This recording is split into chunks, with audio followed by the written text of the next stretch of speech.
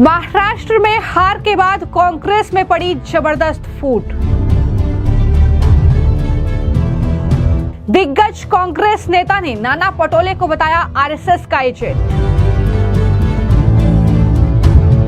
महाराष्ट्र कांग्रेस अध्यक्ष नाना पटोले को हटाने की मांग हुई तेज। लाखों कांग्रेसियों की मन की भड़ास, नाना पटोले को हटाओ कांग्रेस बचाओ, बाबा सेलके। हरियाणा के बाद महाराष्ट्र में कांग्रेस की करारी हार के बाद अब पार्टी के भीतर इसका असर दिखना शुरू हो गया है। एक तरफ कांग्रेस पार्टी के नेता ईवीएम पर हार का ठीकरा फोड़ रहे हैं, ईवीएम में गड़बड़ी की वजह से हार रहे हैं, ये तमाम बातें कह रहे हैं, ये तमाम बयान कांग्रेस नेता नाना पटोले से लेकर तमाम अन्य नेताओं के सामने आ रहे हैं। लेकिन वहीं दूसरी तरफ अब महाराष्ट्र कांग्रेस के बड़े लीडर और नागपुर मध्य विधानसभा चुनाव जो लड़े हैं कांग्रेस के उम्मीदवार, दरअसल बाबा शेलके, जिनका नाम ऋषिकेश भी है, वो दरअसल कांग्रेस की इस बुरी हार के लिए नाना पटोले को जिम्मेदार ठहरा रहे हैं। तो कांग्रेस पार्टी के जो अध्यक्ष हैं महाराष्ट्र के, वही कांग्रेस पार्टी की हार के लिए जिम्मेदार हैं, ये साफ तौर पर बाबा शेलके की ओर से कहा गया है। बता दें कि बंटी बाबा शेलके ने नाना पटोले को आरएसएस का एजेंट बताया है। उन्होंने कहा कि ये मेरा स्पष्ट आरोप है कि वो आरएसएस के एजेंट हैं, वो बीजेपी के लिए इस चुनाव में काम कर रहे थे और इसकी शिकायत मैंने आलाकमान से भी की है। ये साफ तौर पर बाबा शेलके की तरफ से कहा गया है। उन्होंने कहा, मैं तो सिर्फ चेहरा हूं, ये लाखों कांग्रेसियों के मन की भड़ास है कि नाना पटोले को हटाओ और कांग्रेस को बचाओ।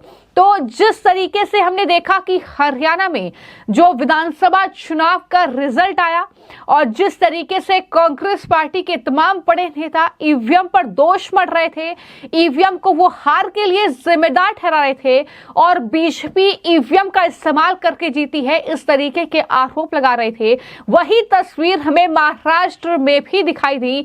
लेकिन अब जो महाराष्ट्र में कांग्रेस पार्टी के उम्मीदवार नागपुर से रहे हैं, बंटी बाबा शेलके, उन्होंने न सिर्फ नाना पटोले को आरएसएस का एजेंट बताया है, बल्कि इसके अलावा कई गंभीर आरोप उन्होंने नाना पटोले पर लगाए हैं और यह भी कहा है कि वो आने वाले वक्त में कुछ बड़े खुलासे नाना पटोले को लेकर करेंगे। हालांकि जैसे ही उन्होंने नाना पटोले पर ये तमाम आरोप लगाए, उन्हें कारण बताओ नोटिस पार्टी की तरफ से भेज दिया गया है। लेकिन जिस तरीके के खुलासे जो है वो बंटी बाबा शेलके ने किए हैं, ये जाहिर तौर पर चौंकाने वाले खुलासे हैं। उन्होंने कहा कि नाना पटोले जो हैं कांग्रेस कार्यकर्ताओं से नफरत करते हैं, यहां तक उनकी तरफ से कहा गया है और उनकी इस नफरत पर पार्टी ने कारण बताओ नोटिस जो है वो बाबा शेलके को जारी कर दिया है।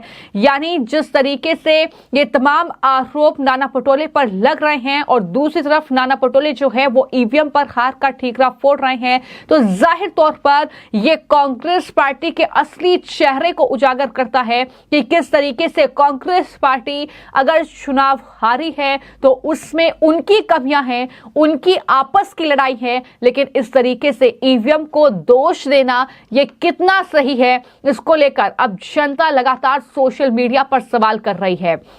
बता दें कि बाबा शेलके को दरअसल ये नोटिस जारी किया गया है, जिसमें महाराष्ट्र कांग्रेस के द्वारा ये नोटिस जारी किया गया है, जिसमें शेलके से 2 दिन के भीतर लिखित स्पष्टीकरण देने के लिए कहा गया है, जो उन्होंने नाना पटोले पर आरोप लगाए हैं। पार्टी के नोटिस में ये पूछा गया है कि कांग्रेस पार्टी और पटोले को बदनाम करने के लिए क्यों ना उन्हें पार्टी से निलंबित कर दिया जाए, ये सवाल भी उनसे किया गया है।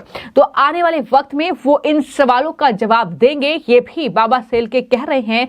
लेकिन उन्होंने मीडिया से बातचीत करते हुए जो खुलासे नाना पटोले के बारे में किए हैं, उन्होंने न सिर्फ ये कहा है कि महाराष्ट्र कांग्रेस के अध्यक्ष आरएसएस के एजेंट की तरह उन्होंने इस चुनाव में काम किया, वो कांग्रेस पार्टी के कार्यकर्ताओं से नफरत करते हैं। उन्होंने दावा किया है कि मुझे हराने के लिए नाना पटोले ने हर एक दांव पे चला है। उन्होंने कहा कहा कि प्रियंका गांधी वाड्रा ने मेरे लिए प्रचार किया, लेकिन उससे पहले ही नाना पटोले ने वहां पर इस तरह की पृष्ठभूमि तैयार कर दी थी कि कोई भी कार्यकर्ता मुझे वोट देने के लिए तैयार नहीं था। साथ ही साथ उन्होंने ये भी कहा कि विधानसभा चुनाव के लिए जो क्षेत्रीय कार्यालय से प्रत्याशियों की लिस्ट जारी की गई थी उसमें मेरा नाम कहीं भी शामिल नहीं था।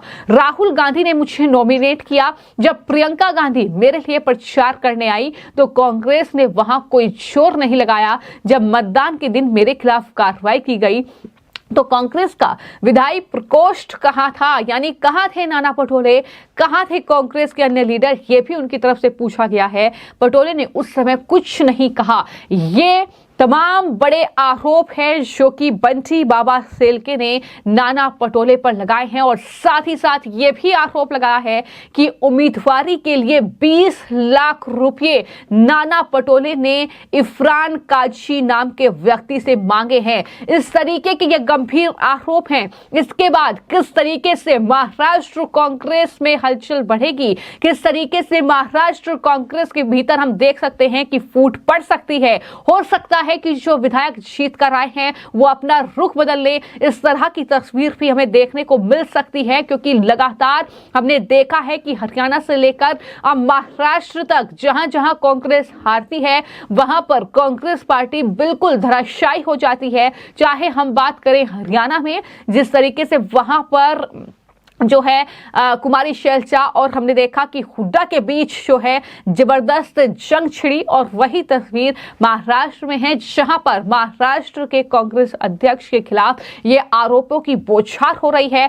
तो आपको मैं ये जानकारी दे दूं कि नागपुर मध्य विधानसभा सीट से उम्मीदवार थे कांग्रेस पार्टी के बंटी बाबा शेल्के, जिन्होंने बीजेपी के उम्मीदवार प्रवीण दटके के खिलाफ वो चुनावी मैदान में थे, लेकिन प्रवीण दटके ने कांग्रेस उम्मीदवार शेल्के को हरा दिया था और इस तरीके से उसके बाद अब नाना पटोले को उन्होंने जमकर घेरा है, जमकर कोसा है और इस पूरी हार को अब इस तरीके से वो सार्वजनिक तौर पर सामने रख रहे हैं और नाना पटोले को अपनी हार के लिए वो दोषी ठहरा रहे हैं। हालांकि ये सब कुछ एक बैठक में शामिल होने के बाद उनके जरिए कहा गया है और शेल्के ने जो बयान दिया है उसकी चर्चा अब महाराष्ट्र में खूब हो रही है। सवाल यही उठ रहे हैं कि क्या कांग्रेस पार्टी के नेता और जो अध्यक्ष महाराष्ट्र में थे नाना पटोले, वो बीजेपी के साथ मिलीभगत का जो आरोप उन पर लगा है, क्या वाकई कुछ इस तरह की तस्वीर थी? क्योंकि मैं आपको जानकारी दे दूं कि नाना पटोले जो है वो पूर्व बीजेपी के सांसद रहे हैं। तो ये दरअसल एक तस्वीर ये भी है कि वो पूर्व बीजेपी के नेता रह चुके हैं और इस तरीके से वो कांग्रेस पार्टी में जब शामिल हुए तो उन्हें दरअसल ये जिम्मा कांग्रेस पार्टी ने सौंपा। लेकिन इसके बाद अब इस पूरे मामले को लेकर बीजेपी भी कई तरह के आरोप जो है वो कांग्रेस पर मढ़ रही है। उनका ये कहना है कि एक तरफ तो कांग्रेस पार्टी से लेकर पूरी महाविकास अघाड़ी के नेता ईवीएम को अपनी हार के लिए जिम्मेदार ठहरा रहे हैं, लेकिन वहीं पर उन्हीं की पार्टी के नेता, फिर चाहे वो उम्मीदवार हो, फिर चाहे वो पार्टी के दिग्गज नेता हो, हम देख रहे हैं कि किस तरीके से कार्ति चिदम्बरम से लेकर पी चिदम्बरम वो ये कह रहे हैं कि ईवीएम में कोई गड़बड़ी नहीं है। यहां तक तो जो है शरद पवार का बयान भी सामने आया है। उन्होंने कहा कि हम भले ही ईवीएम पर आरोप लगा रहे हों, लेकिन मौजूदा वक्त में ईवीएम पर आरोप लगाने के लिए हमारे पास कोई सबूत नहीं है।